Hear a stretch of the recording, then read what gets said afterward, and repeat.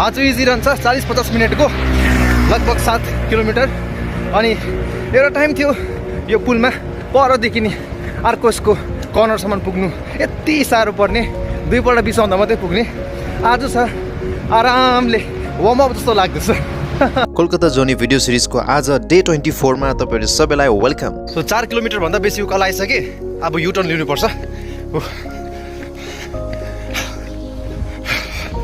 मैले रनिङ गर्न थालेको लगभग 6 महिना भयो र मैले भिडियो सिरिज अपलोड गर्न थालेको लगभग 1 महिना हुन आँट्यो।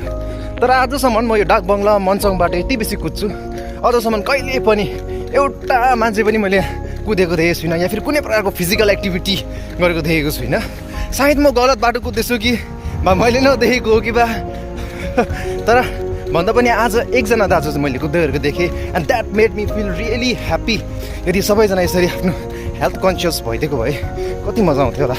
यदि तपाईँ पनि मन्चङ अनि यो डाक बङ्गलो बाटो कुद्नुहुन्छ, मेरो भिडियो हेरिरहनु भएको छ भने कमेन्ट डाउन बिलो। फाइनली मेरो आजको रन यहाँ सकिन्छ। Stay tune, stay healthy, see you tomorrow.